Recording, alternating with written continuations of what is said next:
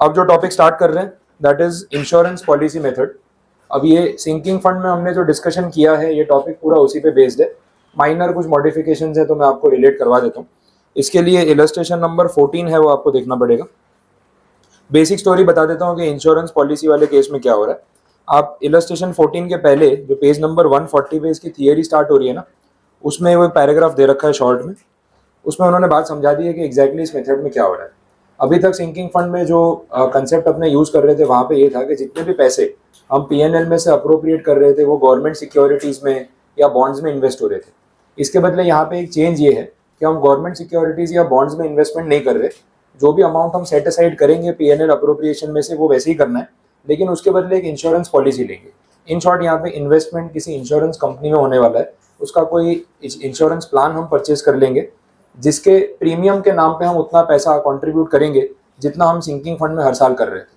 तो same question रहने वाला है, सेम तरीके का कैलकुलेशन है, थोड़ा बहुत माइनर चेंज रहेगा। अभी तक हमने ये किया कि पीएनएल में से पैसा अप्रोप्रिएट करके गवर्नमेंट सिक्योरिटीज में इन्वेस्ट किया। अब हम क्या करेंगे, यहाँ पे पीएनएल में से पैसा अप्रोप्रिएट करके उतने का इंश्योरेंस प्रीमियम पे करेंगे जिसके बदले हमें एक इंश्योरेंस पॉलिसी मिल रही है। इंश्योरेंस पॉलिसी उतने साल के लिए ही लेंगे जितने साल के लिए हमने डिबेंचर्स ऑफर कर रखे, और जब रिडेम्पशन का ईयर आएगा तो वो इंश्योरेंस पॉलिसी का मेच्योरिटी की डेट आ जाएगी, तो हमें उतना पैसा विद इंटरेस्ट मिल जाएगा कि डायरेक्टली हम डिबेंचर्स को रिडीम कर सकें। ये चीज़ क्लियर, ठीक है। तो कंसेप्ट वाइज इतना ही बोला है। एक और चेंज है इसके अंदर जो म्यूचुअल फंड जो अपने सिंकिंग फंड से कंपेयर कर रहे थे। सिंकिंग फंड वाले केस में हम जो पीएनएल अप्रोप्रिएशन कर रहे थे वो साल के स्टार्टिंग में हो रहा था या एंड में हो रहा था, लेकिन इंश्योरेंस पॉलिसी का अगर आपको सिस्टम पता हो तो ऑब्वियसली इंश्योरेंस पॉलिसी का प्रीमियम हम पॉलिसी के स्टार्टिंग में पे करते हैं या पूरा साल खत्म होने के बाद पे करते हैं, स्टार्टिंग में। तो ये पॉइंट ऑफ डिफरेंस इस मेथड में रहेगा as compare to sinking fund. यहाँ पे जो भी अप्रोप्रिएशन होगा वो साल के स्टार्टिंग में होगा। सिंपल टर्म्स में बोल दूं तो this is a case of annuity immediate या एन्यूटी ड्यू, और सिंकिंग फंड में अभी तक जो हम कर रहे थे वो था एन्यूटी रेगुलर। क्लियर ये चीज़, ठीक है। तो ये अभी इलस्ट्रेशन में आपको इसका इफेक्ट पता चल जाएगा। अब देख लो इलस्ट्रेशन 14। मैं एंट्रीज यहाँ पे नहीं लिख रहा हूँ, आप साथ में लिखते जाना, लेकिन आपकी प्रैक्टिस हो जाएगी। तो सम एक बार मैं समझा देता हूँ, साथ साथ में आप लिखते जाओ तो कंप्लीट ही हो जाएगा सम यहीं पे। देखो जो कंपनी है गो लिमिटेड, इन्होंने 500 डिवेंचर्स इशू कर रखे हैं। 12% इंटरेस्ट रेट है और 100 रुपीज़ का फेस वैल्यू, और इशू किया था 1 अप्रैल 2015 को। रीपेएबल है एट पार आफ्टर 3 ईयर्स, तो क्लैरिफाई कर दिया 3 साल के बाद एट पार पे करना है। 31 March 2018 is the redemption date. The directors decided to take out an insurance policy to provide necessary cash for the redemption of debentures. The annual premium for the policy payable on 1st April every year was rupees 15,705. तो ये आपका premium का amount calculate करके दे रखा है, तो वो गिनने की मेहनत भी नहीं करनी, हमें सिर्फ इसकी अकाउंटिंग ट्रीटमेंट करनी। तो स्टार्ट करते हैं। सबसे पहली एंट्री तो 1 अप्रैल की है, that is the issue of debentures. तो उसी से शुरू करते हैं, आप एंट्री कर लो। डिबेंचर्स इशू करेंगे तो सिंपल एंट्री है बैंक टू डिबेंचर्स।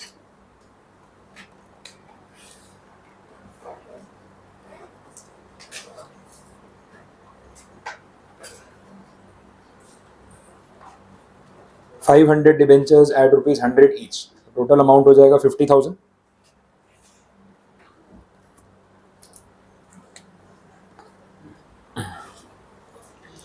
इसके बाद नेक्स्ट ट्रांजैक्शन क्या होगा, इंश्योरेंस पॉलिसी ली है तो प्रीमियम का पैसा पे करना पड़ेगा। प्रीमियम का पैसा आज पे करें या ये ईयर के एंड पे, स्टार्टिंग में, तो आज ही पे करना पड़ेगा। तो इसी डेट पे एंट्री आएगी 1 अप्रैल 2015 पे। अब इसको इन्होंने नाम दिया है डिबेंचर रिडेम्पशन फंड पॉलिसी या डीआरएफ पॉलिसी, आप शॉर्ट में लिख सकते हो, जो इंश्योरेंस पॉलिसी आप ले रहे हो। तो डीआरएफ पॉलिसी टू बैंक।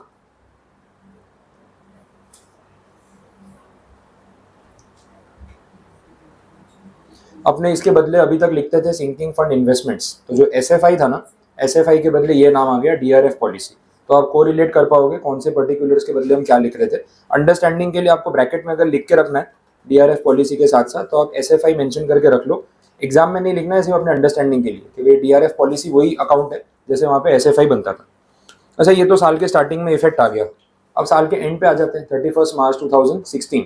अब ये जो पैसा आपने इन्वेस्ट किया पॉलिसी में, ये पीएनएल में से ही विड्रॉ करना था ना, तो पीएनएल अप्रोप्रिएशन की एंट्री तो ईयर एंड पे होती है, तो स्टार्टिंग में होगी नहीं। तो 31 मार्च को आपको एंट्री करनी पड़ेगी पीएनएल अप्रोप्रिएशन टू, अब इन्होंने नाम दिया डिबेंचर रिडेम्पशन फंड। आप इसको सिंकिंग फंड भी बोल सकते हो, सेम चीज़ होगी। डीआरएफ बोलो या सिंकिंग फंड, मैंने स्टार्टिंग में बता दिया था कि दोनों सेम है। PNL appropriation to DRF, bracket में लिख लेना सिंकिंग फंड, अमाउंट वही जो आपने पॉलिसी में इन्वेस्ट किया 15,705। ठीक है, क्लोजिंग में और कोई एंट्री करनी है? हो गया इफेक्ट कंप्लीट। अब अगले साल पे चले, 1 अप्रैल 2016, जस्ट नेक्स्ट डेट। इस साल भी तो वापस प्रीमियम पे करेंगे डीआरएफ पॉलिसी टू बैंक, साल के स्टार्टिंग में सेम एंट्री 15,705।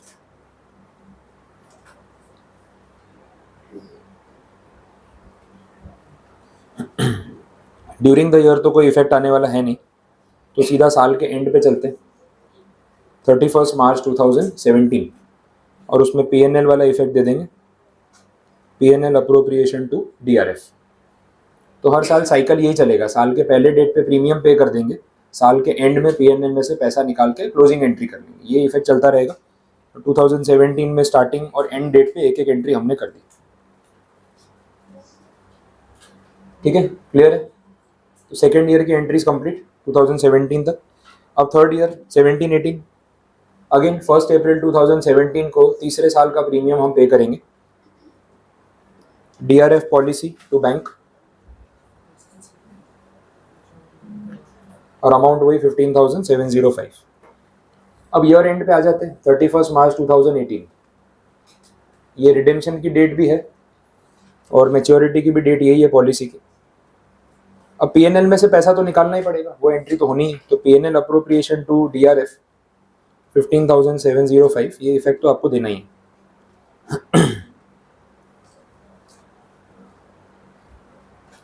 अब बाकी एंट्रीज देख लेते हैं। अब पॉलिसी मैच्योर होगी तो आपको पैसा मिलेगा ना। अब ये पॉलिसी में हमने 15,705 करके 3 बार इन्वेस्टमेंट किया, प्रीमियम भरा, और मैच्योरिटी पे हमें उतना ही पैसा मिलने वाला है जितना डिबेंचर रिडेम्पशन के लिए एट पार चाहिए, दैट इज 50,000।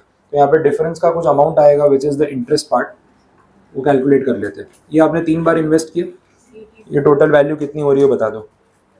47,100। ठीक है, तो ये आपने प्रीमियम पे किया हुआ है, लेकिन इसके सामने आपको जो अमाउंट मिल रहा है वो 50,000 पूरा मिलेगा। पॉलिसी मैच्योर होने पे पूरा 50,000 मिलेगा। कुछ रिटर्न भी तो आना चाहिए ना, सिर्फ आप पे करते रहोगे और उतना ही अमाउंट आ जाए तो फिर इन्वेस्ट ही क्यों किया? तो कुछ ना कुछ तो इंटरेस्ट जनरेट होगा। तो जो डिफरेंस का अमाउंट है ये है, आपको इंटरेस्ट मिला है on your sinking fund investments, तो इसका इफेक्ट हमें उस तरीके से देना। अब एंट्री देख लेते हैं। एक तो आपकी जो पॉलिसी मैच्योर हो रही है उसका इफेक्ट आएगा, तो बैंक टू डीआरएफ पॉलिसी, जो आपकी सिंकिंग फंड इन्वेस्टमेंट्स मैच्योर हुए, और इसी में अपने इफेक्ट साथ में दे सकते हैं, प्रॉफिट वाला और इंटरेस्ट वाला इफेक्ट भी।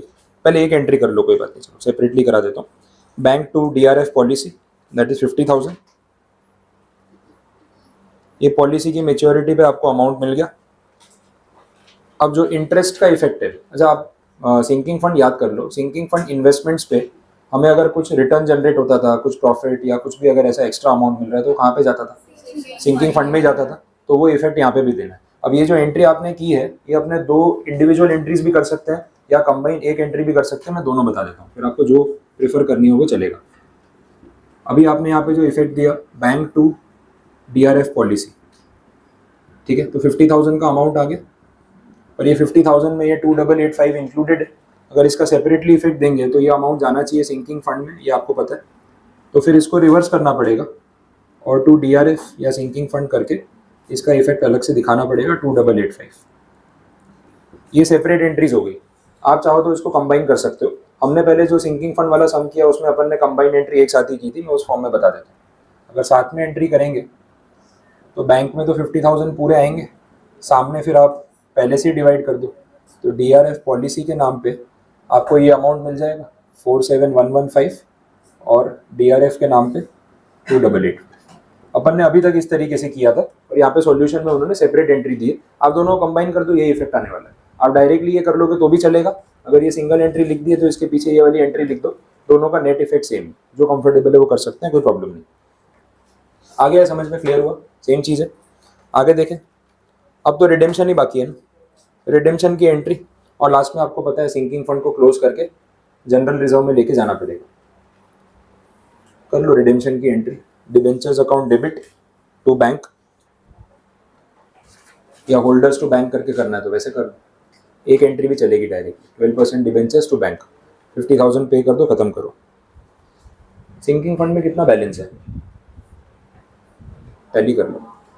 DRF अकाउंट जो आपने बनाया उसका बैलेंस कितना है, क्लोज करना पड़ेगा ना, GR में लेके जाना पड़ेगा।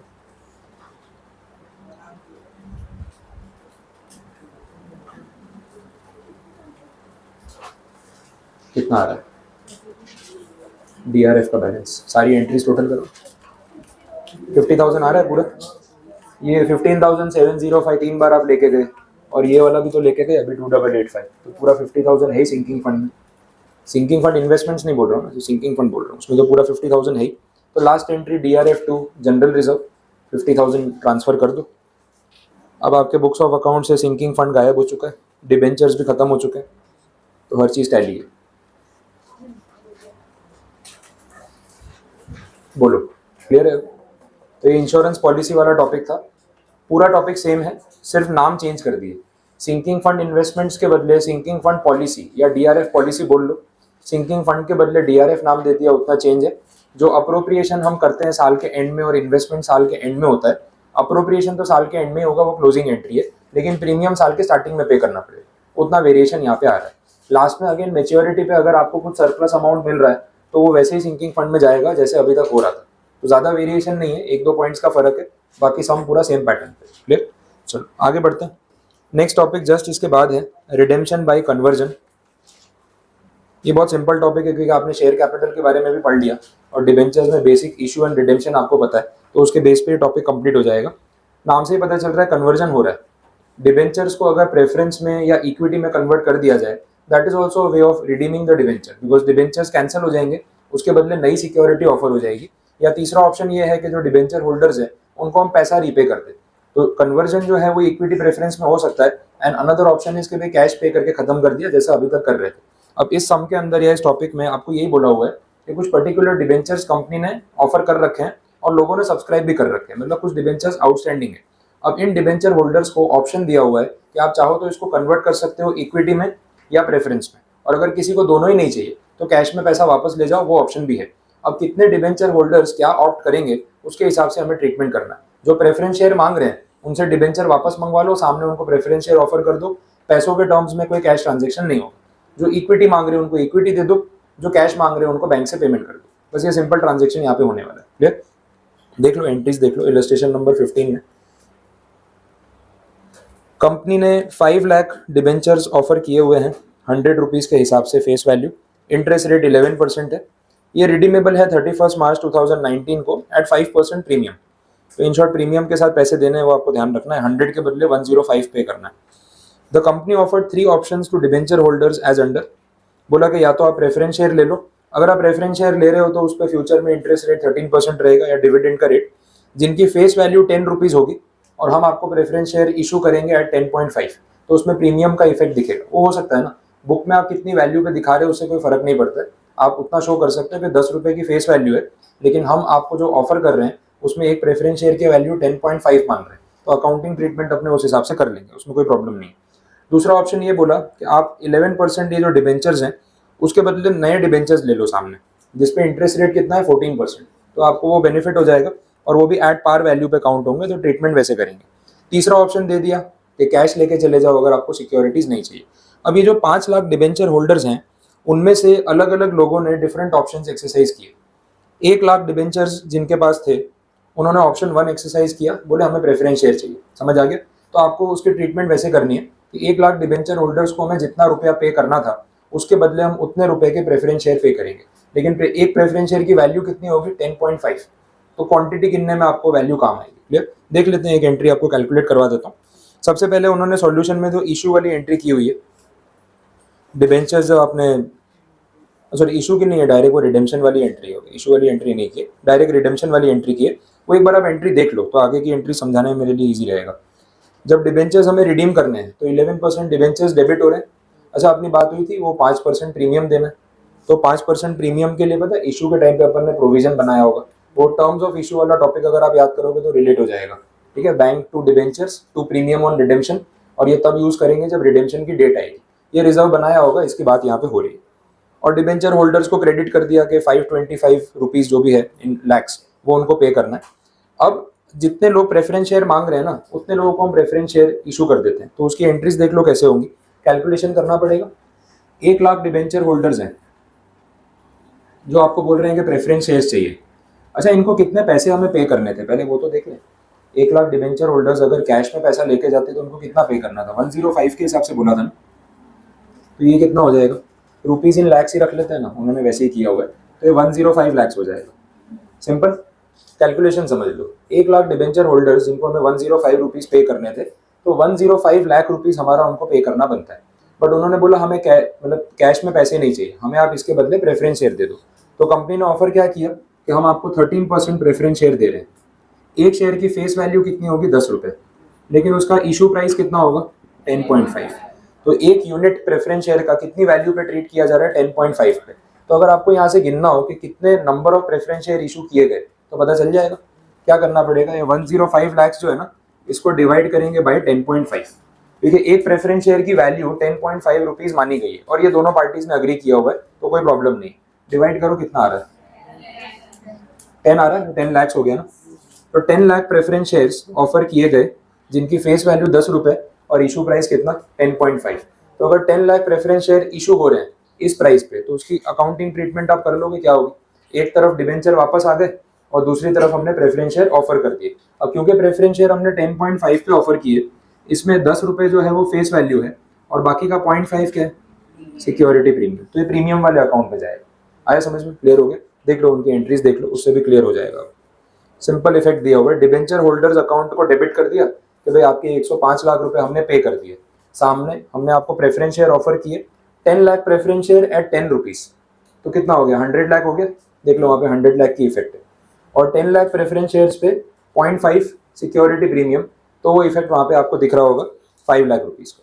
क्लियर, समझ आ गया। बस तो इफेक्ट है, आपको लिखना है तो आप नोट कर लो, साथ में प्रैक्टिस हो जाएगी एंट्रीज की। कुछ कंफ्यूजन इसमें, कुछ नहीं क्लियर हुआ, कुछ पूछना है तो बताओ। आ रहा है समझ में, एंट्रीज करवानी है, आईडी लग गया।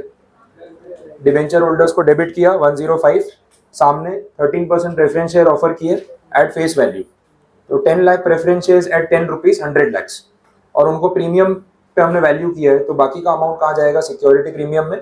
तो 10 lakh preference shares at 0.5 that is 5 lakh rupees premium, तो सिक्योरिटी प्रीमियम आपका क्रेडिट हो गया। समझ आ गया, क्लियर है। नेक्स्ट अगला इफेक्ट तो बहुत सिंपल है। यहाँ पे तो डिबेंचर्स के बदले डिबेंचर्स ही ऑफर किए गए, तो जितने रुपए उनको पे करने थे उतने हमने डिबेंचर्स के फॉर्म में पे कर दिए। अच्छा, ये 14% डिबेंचर्स की वैल्यू कितनी माननी है, 100 रुपीज़ एट पार। इसमें है कुछ ऐसा प्रीमियम वाला पोर्शन नहीं, तो यहाँ पे सिंपल एंट्री हो जाएगी कि डिबेंचर होल्डर्स को, अच्छा कितने डिबेंचर होल्डर्स है जिन्होंने ऑप्शन ऑप्ट किया, सेम वही 1 लाख ही है, तो अमाउंट पेएबल तो यही रहेगा ना, 105 लाख। तो इन शॉर्ट ये जो आपके डिबेंचर होल्डर्स हैं उनको आपने डेबिट कर दिया और सामने उनको नए डिबेंचर्स ऑफर कर दिए एट 14% रेट। और क्योंकि ये पूरे पार वैल्यू पे है तो ये तो पूरा ही 105 आ जाएगा। 105 लाख रुपीज़ के 100 रुपीज़ के हिसाब से आपने डिबेंचर्स ऑफर कर दिए। ये क्वांटिटी में कितने होंगे पता चलेगा, 105 लैक्स 100 रुपीज़ के हिसाब से, तो उतने यूनिट आ गए, 1.05 लाख के हिसाब से आ जाएगा। तो उतने डिबेंचर यहाँ पे ऑफर हो गए। इसमें प्रीमियम नहीं चार्ज किया हुआ है। ये डिबेंचर की वैल्यू कितनी मानी गई है, 100 रुपये। यहाँ प्रेफरेंस शेयर की वैल्यू में क्या किया था, एक प्रेफरेंस शेयर को 10.5 रुपीज़ पे ट्रीट किया था, इसलिए इसमें प्रीमियम का इफेक्ट हमने दिया। अच्छा, अगर इसमें भी उन्होंने बोला होता कि 14% डिबेंचर जो ऑफर हो रहे हैं वो 100 के बदले 105 या 110 पे हो रहे हैं, तो फिर अपने वैसे ही डिवीजन करके 2 पार्ट में एंट्री करते। बट क्योंकि ऐसा यहाँ कुछ नहीं है तो ऐसी कोई इफेक्ट देने की नीड नहीं। क्लियर। तीसरा पॉइंट देख लो, इसमें तो कैश ही देना है ना, तो कितने बचे, 3 लाख डिबेंचर होल्डर बचे।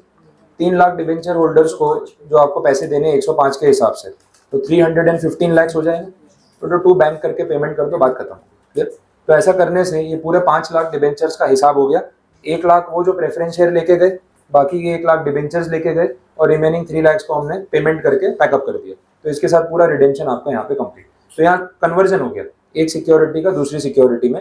तो जितने रुपए हमें उनको देने थे उसके हिसाब से हम कैलकुलेशन करेंगे, और जो सिक्योरिटी हम सामने उनको दे रहे हैं वो किस प्राइस पे काउंट हो रही है वो आप डिवाइड करोगे तो आपको प्रॉपर क्वांटिटी मिल जाएगी। इतना ही लॉजिक ध्यान रखना है कैलकुलेशन करते टाइम, और कुछ भी नहीं। डन, यहाँ तक समझ आ गया। बस तो ये आपका कंप्लीट है टॉपिक, रिडेम्पशन बाय कन्वर्जन। एक ही सम था इसके अंदर। अब बाकी के सारे इलस्ट्रेशन तो मैं कंप्लीट करवा चुका हूँ। एक 13th वाला मैंने आपको ना बोला था क्योंकि उसमें लेजर बनाने उसका काम नहीं है, आप नहीं भी सॉल्व करोगे चले। और कुछ पेंडिंग है इसमें? नहीं, 16-17 भी हो गए थे। बस तो डिबेंचर्स वाला टॉपिक आपका यहाँ पे इसके साथ पैकअप कंप्लीट। आपके कोई क्वेरीज हैं, किसी को कुछ पूछना हो प्रीवियस कोई टॉपिक में, कोई डाउट आपके? क्लियर है सब यहाँ तक? ठीक है, बस तो चैप्टर पैकअप करते हैं यहाँ पे।